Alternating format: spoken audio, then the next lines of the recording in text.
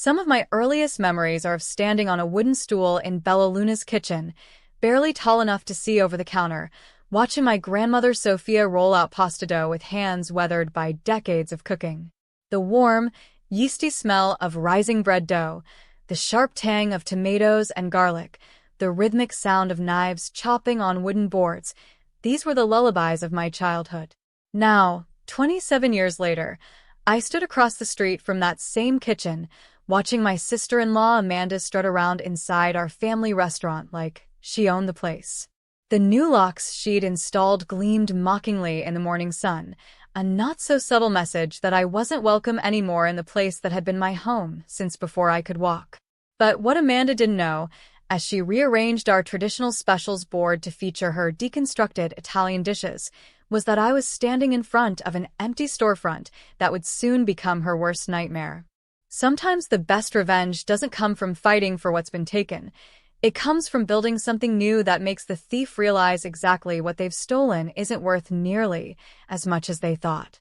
I'm Isabella Romano, and the story of how our family restaurant became a battleground between tradition and greed is one that started long before Amanda entered our lives. It began in 1960 when my grandmother Sophia stepped off a boat from Naples with nothing but a handful of family recipes and an iron determination to give her children a better life. She started small, cooking out of her tiny apartment kitchen for other Italian immigrants who missed the tastes of home. Word spread quickly. There was something special about Sophia Romano's cooking, something that couldn't be found in any other Italian restaurant in the city. Maybe it was the way she insisted on making everything from scratch, or how she'd adjust her recipes to match each customer's memories of their own grandmother's cooking. By 1970, she'd saved enough to open a small storefront restaurant, naming it Bella Luna after the full moon that had lit her way on that first night in America. My father Marco, just 12 years old then, worked alongside her after school, learning every recipe, every technique, every secret that made our food special. That's where he met my mother Maria, whose family owned the produce market next door. She'd bring over the ripest tomatoes, the freshest basil, specially selected for Sophia's sauces. Their courtship played out in that kitchen, between bubbling pots of sauce and rising loaves of bread. I grew up watching their love story continue to unfold in that same kitchen, where now they worked side by side, expanding the restaurant, building on Nana Sophia's foundation while always staying true to her vision. My brother Anthony came along 5 years after me, and the kitchen became our playground, our school, our world. Remember, Isabella, Nana Sophia would say as she taught me to make her famous arrabbiata sauce, cooking is not just about recipes. It's about love, about family, about bringing people together. Every dish tells a story. But Amanda was about to learn a valuable lesson about what really makes a restaurant successful. Here's a hint. It isn't the building. The story of how we got here is a complicated one, filled with family loyalty, betrayal, and a whole lot of pasta sauce. It started 2 years ago when my younger brother Anthony brought Amanda home to meet the family. She seemed nice enough at first, a bit flashy for our traditional Italian family's taste, but Anthony was clearly smitten. "She's got a head for business," Anthony had said proudly. "She runs her own marketing company." What we didn't know then was that her marketing company consisted mainly of an Instagram account where she posed with other people's luxury goods and called herself an influencer. But she did have one genuine talent: manipulation. From the beginning, Amanda showed an unusual interest in the restaurant's operations. She was always asking about the books, the recipes, the supplier contracts. At the time, I thought she was just trying to show enthusiasm for the family business. How wrong I was.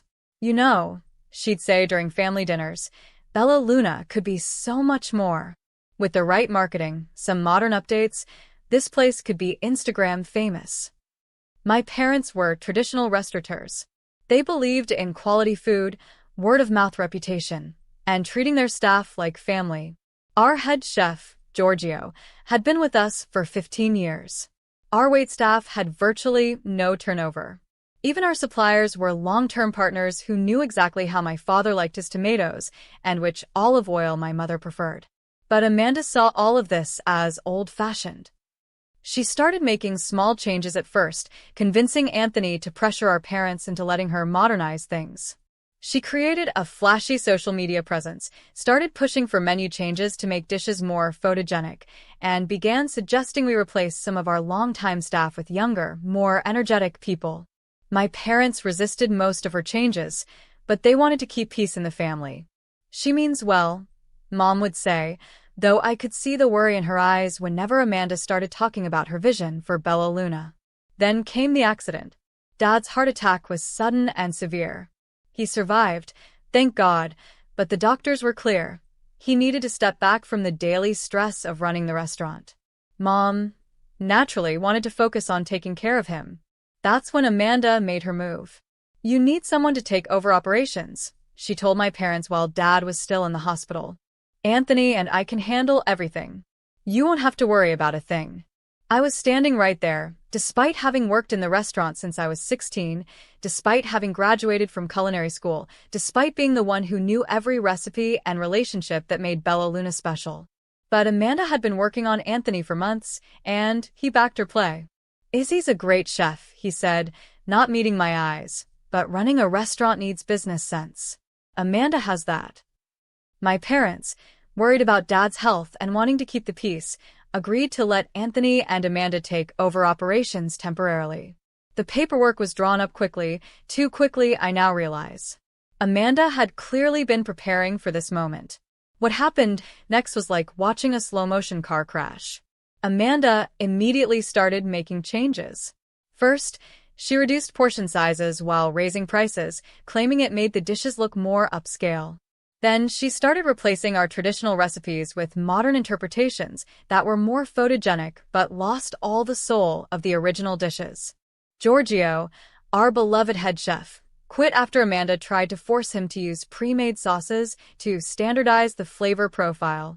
Most of our regular customers, some who've been coming to Bella Luna for decades, stopped showing up when they couldn't recognize their favorite dishes anymore. I tried to intervene, to make my parents see what was happening to their legacy. But Amanda had thought of everything. The temporary operational control they'd granted her and Anthony had somehow become full ownership.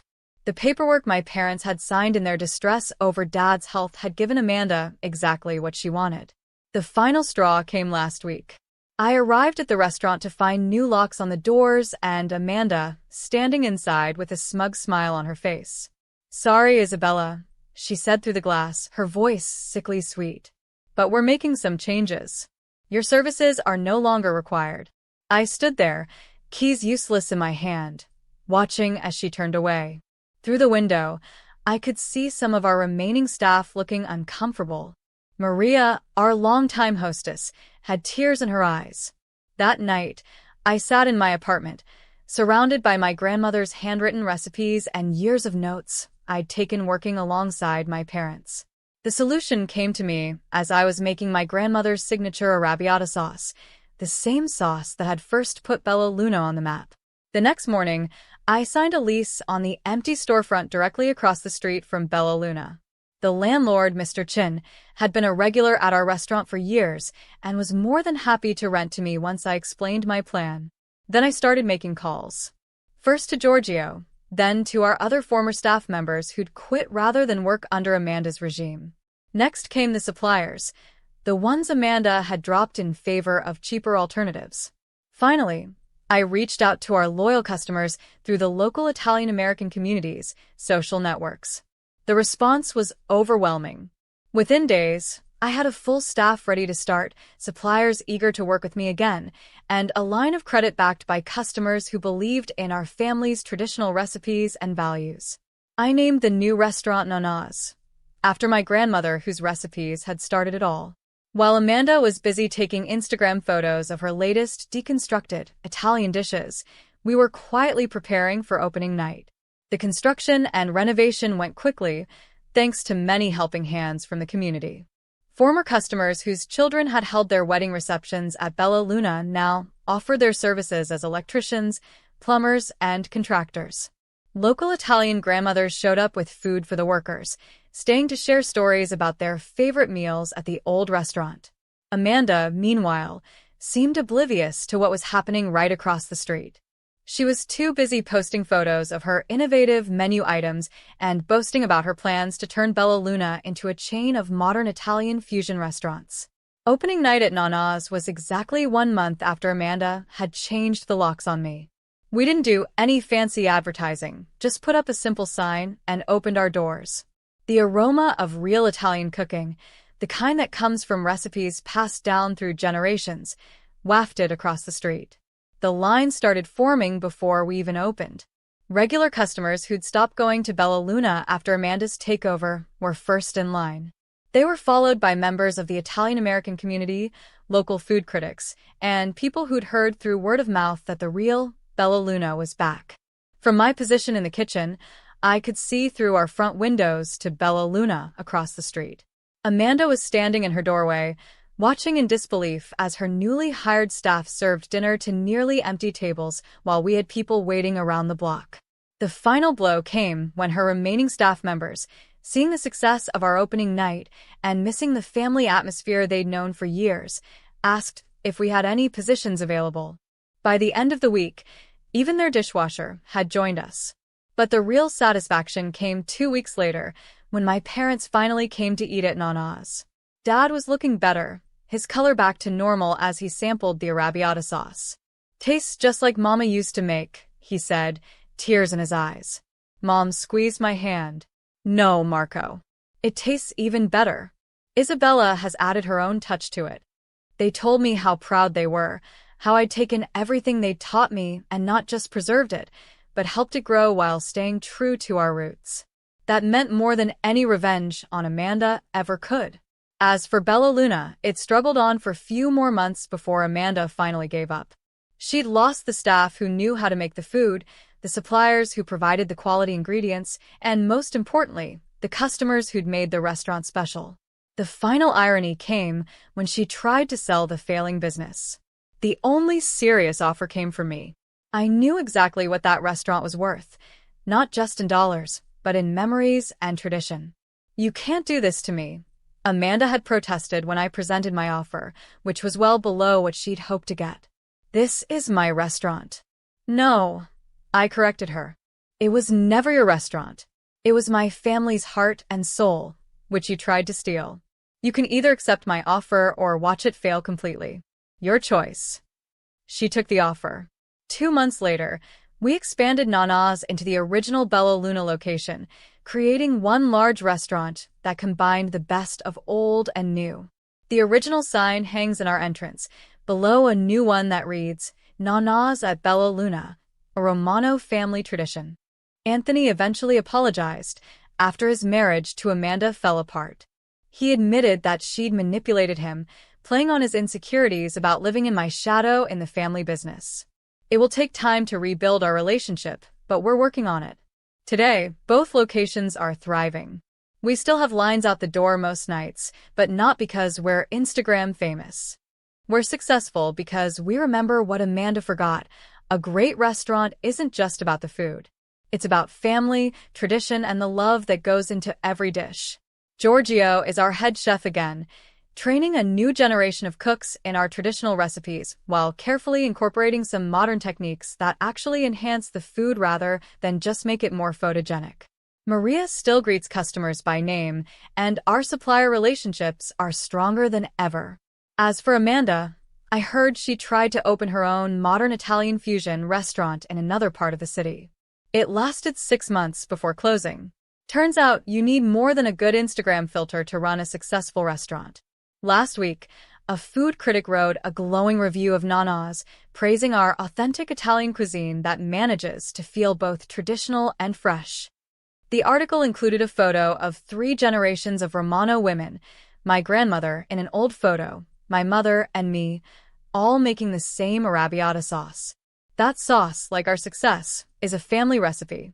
The secret ingredient isn't in the tomatoes or the spices. It's in the love and tradition passed down through generations. Some things, as Amanda learned the hard way, you just can't fake. Thanks for watching. See you again in the next video. Stay stunned.